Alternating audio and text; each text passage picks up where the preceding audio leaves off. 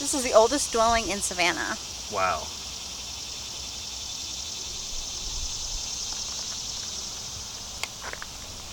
Where are we, Stacey? Oh, we're doing it now? Hold on. I'm not ready. Hold on. Brian and I are in front of Cherry Mansion in Savannah, Tennessee. This is the oldest house in Savannah, Tennessee, and it is famous for being the headquarters of Ulysses S. Grant at the start of the Shiloh battle. W.H. Cherry was the owner. He was a Yankee sympathizer, and he allowed the Federals to stay with him. And as you remember, we talked about Shiloh, if you watch our other videos, they were not really expecting a battle. They thought they were going to go down to Corinth and engage there. So they were sort of just like camped out here, assembling the armies, waiting for Buell's army to join them. And what happened was the battle started on the morning of April 6th, and I think it was Cleburne's artillery was really loud. So as General Grant was sitting down to breakfast, he heard the cannons and knew that he had to immediately jump a ferry and get down to Pittsburgh Landing. So he didn't even get to get a ship. Yeah, this is kind of funny because when you talk about the war, obviously it's very serious and there are like terrible things that happen. But just as a little lighthearted note, you know, as a coffee drinker, I really was struck by the fact that it was reported that General Grant was at breakfast and he didn't even get to take a sip of his coffee. So he had to put his coffee down and get on the ferry. And it's just like, no, I mean, there's a lot of stories about coffee in the war, and it really tells you just how much of an importance coffee has to people, like even today. Like, it's just like he couldn't drink his coffee. People are, you know, finding coffee and are trying to make coffee. You read it a lot, like in the primary source documents. So it is kind of funny. So that's a note that was something I remember. It might be worth pointing out that this is a private residence. So we're trying to be respectful of the fact that people actually live in this house and own it, which is kind of cool. It would be neat if it was a museum and you could take a tour, but it's also really just lovely that it's owned and being used for its original purpose. It's kind of nice. We come to the first wayside, which kind of gives the information that Stacey just gave.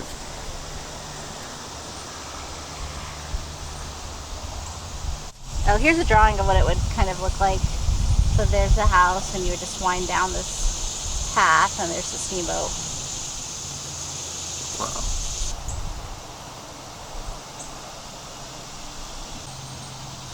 The following information gives a little fuller picture.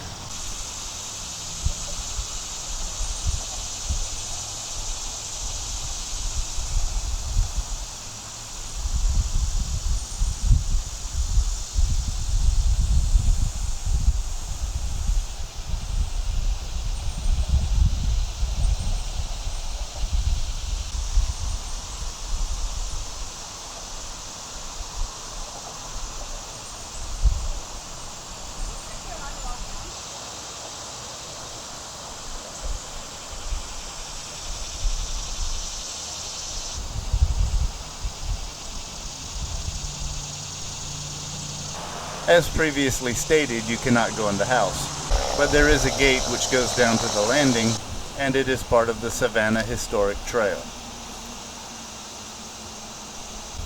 We'll just skirt the gate.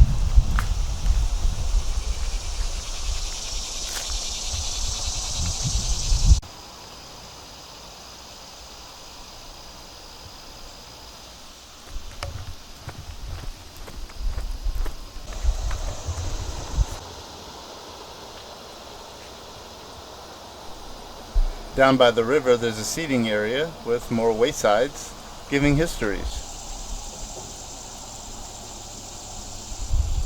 The tragic stories of some of the people, and some furniture from the time that is still in the house.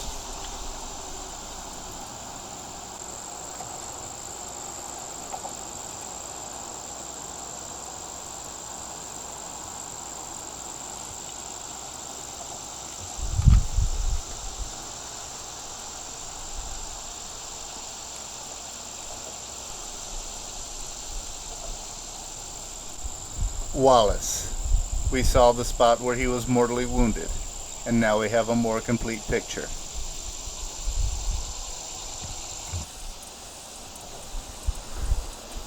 And then there's information on the river itself, the ferries. This river has a history that long predates the Civil War.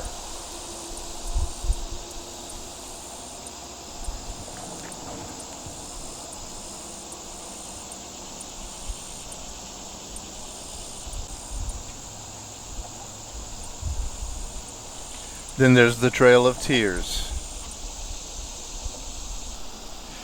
It always astounds me just how much information can be learned just from reading these wayside boards.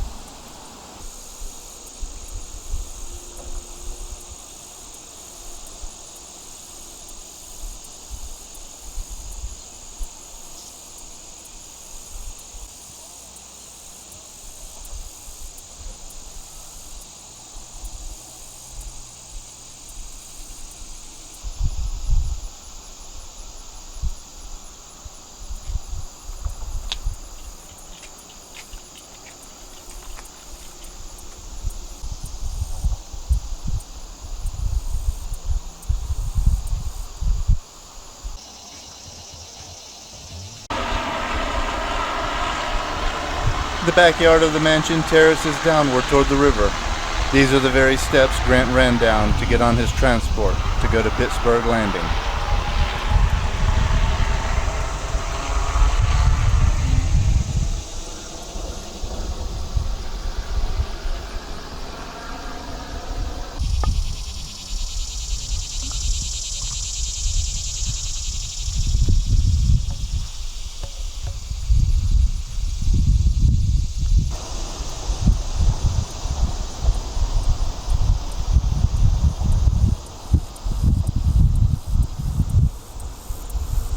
Savannah, Tennessee and Cherry Mansion is a must-see if you are a Civil War history buff or you just have appreciation for history at all.